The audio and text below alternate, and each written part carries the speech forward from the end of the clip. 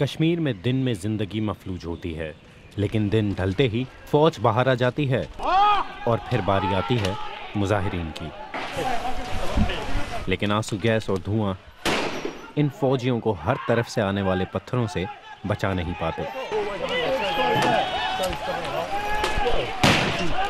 हमें नहीं पता कि पथराव कहां से हो रहा है। इंडिया के लिए मसला अब यह है कि अब यहां कश्मीर में उनके पास ऑप्शंस मौजूद नहीं हैं।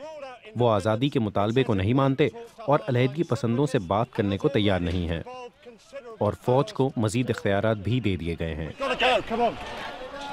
इस सूरत हाल में उनके पास नफरी बढ़ाने और आवाम का गुस्सा ठंडा करने की उम्मीद के सिवा और कोई चारा नहीं।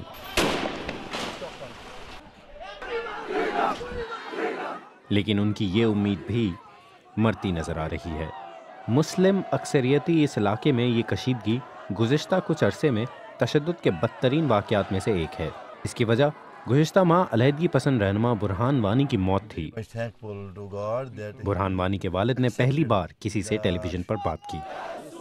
कश्मीर का मकसद है, सारे जम्मू कश्मीर का मकसद, सारे लोगों का मकसद है जो जम्मू कश्मीर में रहते हैं कि हम हिंदुस्तान से आज़ादी चाहते हैं। इस आज़ादी का पर्व लेकिन भारत इस बात पर बज़िद है कि ऐसा ना हो।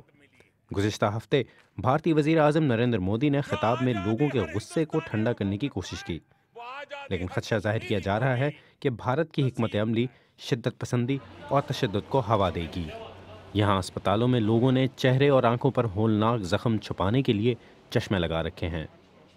ये जख्म इन्हें फौज के छर्रे वाली बंदूकों के इस्तेमाल करने की वजह से हुए। लेकिन तशद्दुद सिर्फ छर्रे वाली बंदूकों तक महदूद नहीं।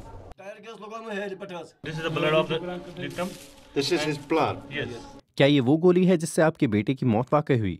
आज मेरा बेटा मर गया, कल तक दूसरी की बच्चे मारेगी, मारेगी।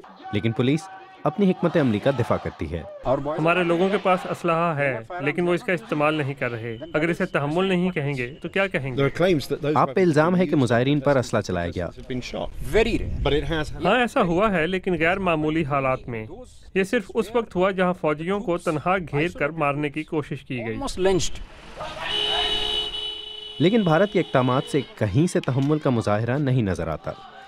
और कश्मीर सिर्फ मकामी मसला नहीं, भारत और पाकिस्तान दोनों इस हिस्से पर अपना हक जमाते हैं। जब तक एक देरपा हल तलाश नहीं किया जाता, तब तक कश्मीर इन दोनों न्यूक्लियर ताकतों के दरमियान किसी बड़े और मजीद खतरनाक तनाज़े की जड़ बन सकता है।